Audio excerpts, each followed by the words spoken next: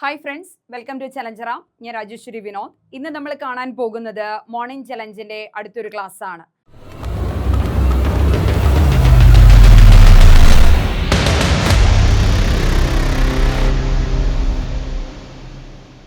നമുക്ക് ക്ലാസ്സിലേക്ക് കടക്കാം. ഇന്ന് ഞാൻ 10 ക്വസ്റ്റ്യനുമായിട്ടാണ് വന്നിരിക്കുന്നത്. എന്നാൽ വളരെ ഇമ്പോർട്ടൻ്റ് ആയിട്ടുള്ള ക്വസ്റ്റ്യൻ ആണ്. അപ്പോൾ പഠിച്ചു വെക്കുക കേട്ടോ മക്കളെ. നമുക്ക് ക്ലാസ്സിലേക്ക് കടക്കാം. പെസ്റ്റലോസിയുടെ പ്രധാന കൃതി ഏതാണ്? പെസ്റ്റലോസിയുടെ പ്രധാന കൃതി, ഇവരുടെ കൃതികളാണ് കേട്ടോ ചോദിക്കുക. പ്രധാനമായിട്ടും ചോദിക്കുക കൃതികൾ. റൂസോയുടെ, പ്ലേറ്റോയുടെ, പെസ്റ്റലോസിയുടെ, ഇവരുടെ കൂടാതെ നമ്മുടെ സ്വാമി വിവേകാനന്ദൻ, രവീന്ദ്രനാഥ് ടാഗോർ, ഗാന്ധിജി, ഇങ്ങനെ വേണ്ട നമ്മുടെ ഫിലോസഫേഴ്സിൻ്റെയും കൂടെ ചോദിക്കാറുണ്ട് കേട്ടോ.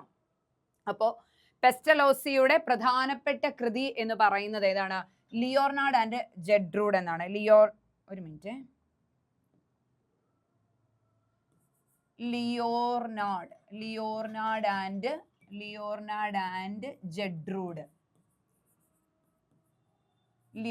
ആൻഡ് ജെഡ്രൂഡ് എന്നതാണ് പെസ്റ്റലോസിയുടെ പ്രധാനപ്പെട്ട കൃതി.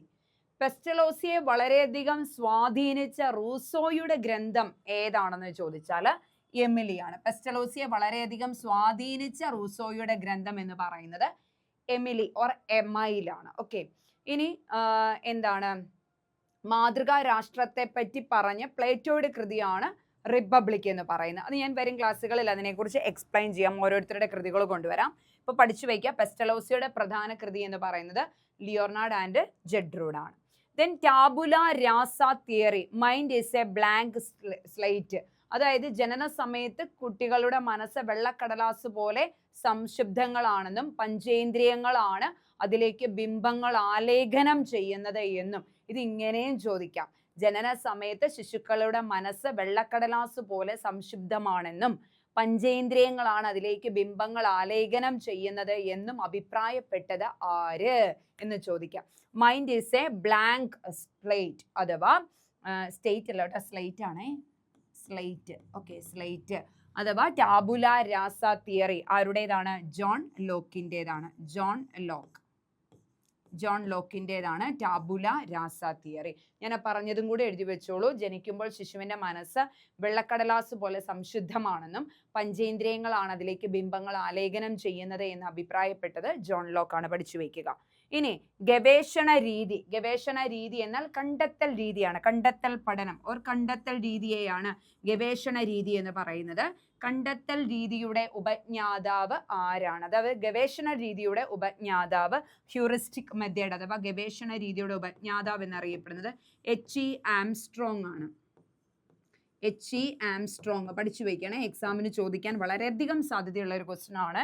ഗവേഷണ രീതിയുടെ ഉപജ്ഞാതാവ് എന്ന് പറയുന്നത് H.E. ആംസ്ട്രോങ് ആണ്, ഗവേഷണ രീതിയുടെ ഉപജ്ഞാതാവ്. അപ്പോൾ 3 ക്വസ്റ്റ്യൻ. പെസ്റ്റലോസിയുടെ പ്രധാന കൃതിയാണ് ലിയോർനാർഡ് ആൻഡ് ജെഡ്രൂഡ് എന്ന് പറയുന്നത്. ടാബുല രാസ തിയറി, അതായത് mind is A blank slate എന്ന് പറഞ്ഞത് ജോൺ ലോക്ക് ആണ്. ഗവേഷണ രീതി അഥവാ ഹ്യൂറിസ്റ്റിക് രീതിയുടെ ഉപജ്ഞാതാവ് H.E. ആംസ്ട്രോങ് ആണ്. പഠിച്ചു വയ്ക്കുക. അടുത്ത ക്വസ്റ്റ്യൻ ആണ്, മൈക്രോ ടീച്ചിങ് ആരുടെ? മൈക്രോ ടീച്ചിങ് എന്ന് വെച്ചാൽ എന്താണ് മക്കളെ? വളരെ സ്മോൾ സ്കെയിൽ ഇന്റർവെൻഷൻ പ്രോഗ്രാം ആണ്. സ്മോൾ സ്കെയിൽ ഇന്റർവെൻഷൻ പ്രോഗ്രാം എന്ന് പറയാം. സ്മോൾ സ്കെയിൽ ഇന്റർവെൻഷൻ പ്രോഗ്രാം എന്നാൽ നമുക്ക് എന്തൊക്കെയുണ്ട് ഇതിനകത്ത്? പ്ലാൻ ഉണ്ട്, ടീച്ച് ഉണ്ട്, planning, teach, feedback, replan, reteach and refeedback. Okay, plan ഉണ്ട്, refeedback, plan, teach, feedback, replan, reteach, refeedback. ഇങ്ങനെ 6 സ്റ്റേജസുകളിലായിട്ടാണ് ഇത്. ഏകദേശം ഇത്രയും കാര്യങ്ങൾ വെറും 30 മിനിറ്റ്സ് കൊണ്ടാണ് കാര്യങ്ങൾ നടക്കുക.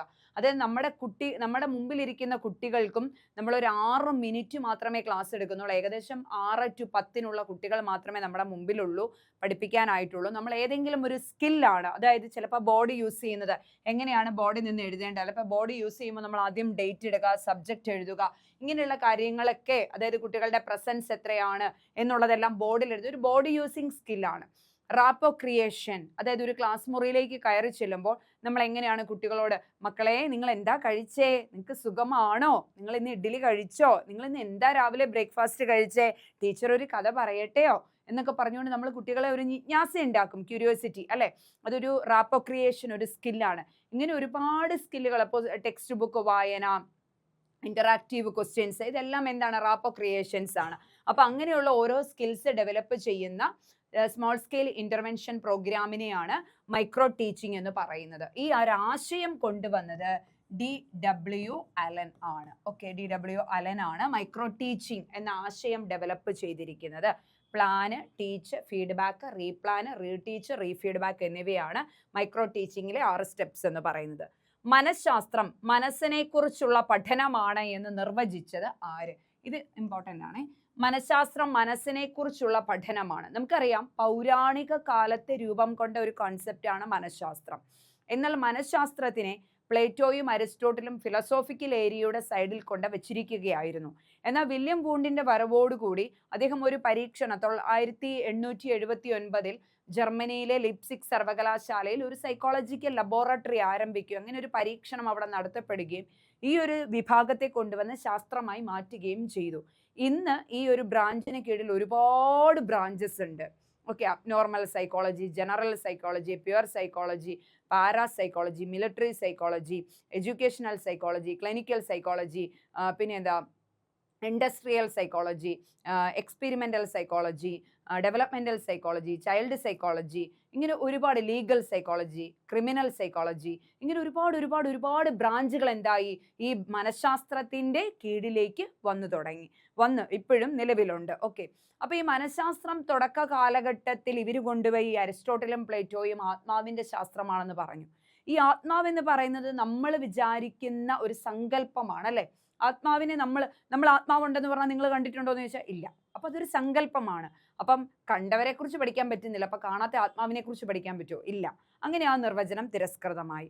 അങ്ങനെ ജർമ്മൻ ദാർശനികനായ കാന്റ് പറയുകയാണ്, മനഃശാസ്ത്രം എന്ന് പറയുന്നത് മനസ്സിനെ കുറിച്ചുള്ള പഠനമാണ്.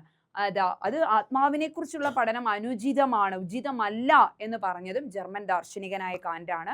പകരം അദ്ദേഹം പറയുകയാണ്, ഇമ്മാനുവൽ കാന്റ്, അദ്ദേഹം പറയുകയാണ് ഇത് മനസ്സിനെ കുറിച്ചുള്ള പഠനമാണ് എന്ന്. ആരാ പറഞ്ഞത്? ഇമ്മാനുവൽ കാന്റ് ആണ് കേട്ടോ. മനഃശാസ്ത്രം മനസ്സിനെ കുറിച്ചുള്ള പഠനമാണെന്ന് അഭിപ്രായപ്പെട്ടത് ഇമ്മാനുവൽ കാന്റ് ആണ്. അടുത്ത ക്വസ്റ്റ്യൻ, വിദ്യാഭ്യാസം സാർവത്രികമാകണമെങ്കിൽ അത് സൗജന്യമായിരിക്കണം എന്നഭിപ്രായപ്പെട്ടത് ആരാണ്?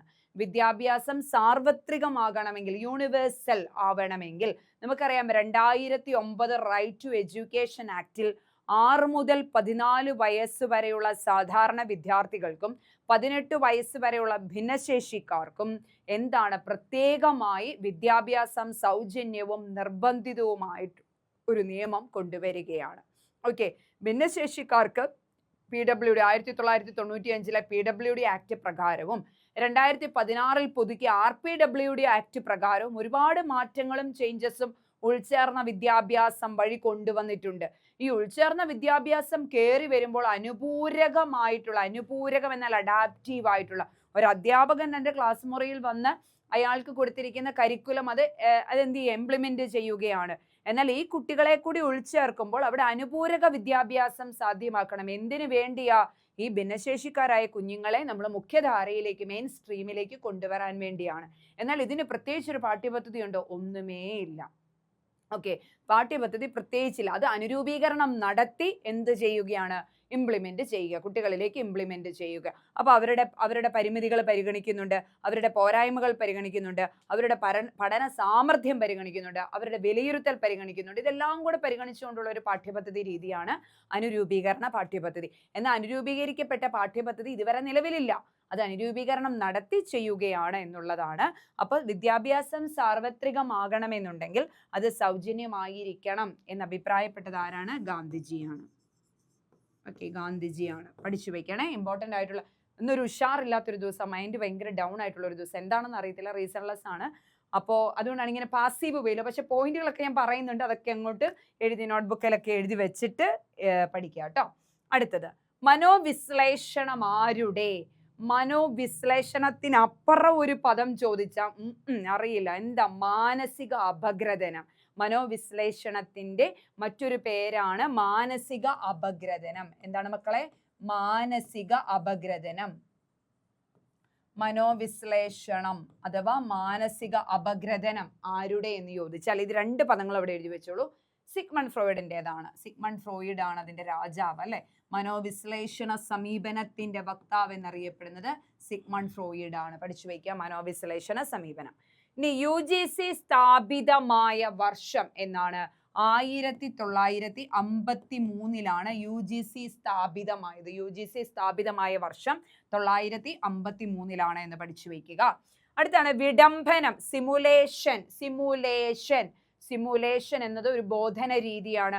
അതായത് കളി രീതി, ഉൽപ്പത്തി രീതി, പിന്നെ എന്താണ് നമ്മുടെ മറ്റ് ഡെമോൺസ്ട്രേഷൻ രീതി, പ്രോജക്റ്റ് രീതി, പിന്നെ ഹ്യൂറിസ്റ്റിക് രീതി, പിന്നെ ലെക്ചർ മെത്തേഡ്, ഡിസ്കഷൻ മെത്തേഡ്, ഇങ്ങനെ പറയുന്ന പല ബോധന രീതികളുണ്ടല്ലോ.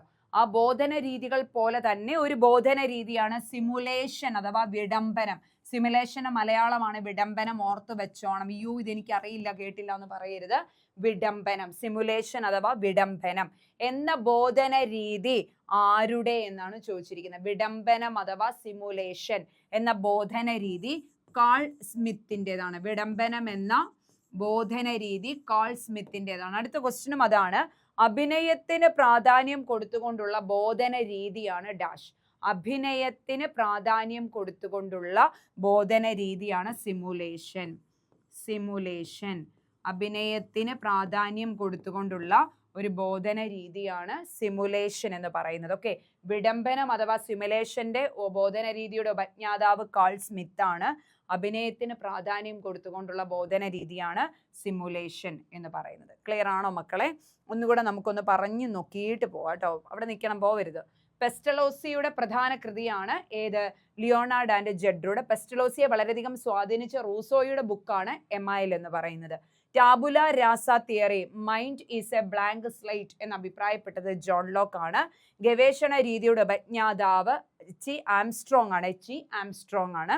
മൈക്രോ ടീച്ചിങ് രീതി ആരുടേതാണ്? DW അലൻ്റേതാണ് മൈക്രോ ടീച്ചിങ് രീതി. മനഃശാസ്ത്രം മനസ്സിനെ കുറിച്ചുള്ള പഠനമാണെന്ന് പറഞ്ഞത് ആരാണ്? ഇമ്മാനുവൽ കാന്റ് ആണ്. വിദ്യാഭ്യാസം സാർവത്രികമാകണമെങ്കിൽ അത് സൗജന്യമായിരിക്കണം എന്ന് അഭിപ്രായപ്പെട്ടത് ആരാണ്? ഗാന്ധിജി ആണെന്ന് പഠിച്ചു വെക്കുക. മനോവിശ്ലേഷണ സമീപനം ആരുടെ? മാനസിക അപഗ്രഥനം അഥവാ മനോവിശ്ലേഷണം സിഗ്മണ്ട് ഫ്രോയിഡിൻ്റെതാണ്. UGC സ്ഥാപിതമായ വർഷം 1953 വിഡംബനം എന്ന ബോധന രീതി ആരുടേതാണ്? കാൾ സ്മിത്തിൻ്റെതാണ്. വിഡംബനം എന്ന ബോധന രീതി കാൾ സ്മിത്തിൻ്റെതാണ്. അഭിനയത്തിന് പ്രാധാന്യം കൊടുത്തുകൊണ്ടുള്ള ബോധന രീതിയാണ് സിമുലേഷൻ. പഠിച്ചു വയ്ക്കുക. ഇമ്പോർട്ടൻ്റ് ആയിട്ടുള്ള ക്വസ്റ്റ്യൻസ് ആണ്. ഇഷ്ടപ്പെട്ടെങ്കിൽ ലൈക്കും ചെയ്യണം, താഴെ കമൻറ്റും ഇടണം. കുറച്ച് ക്വസ്റ്റ്യൻസേ ഉള്ളൂ. ഇനി മുന്നോട്ട് വരുമ്പോൾ ക്വസ്റ്റ്യൻസിൻ്റെ എണ്ണമൊക്കെ കൂട്ടാം കേട്ടോ. അപ്പോൾ ഇഷ്ടപ്പെട്ടെങ്കിൽ ലൈക്ക് ചെയ്യുക, അതോടൊപ്പം തന്നെ കമൻറ്റിലും വരിക കേട്ടോ മക്കളെ.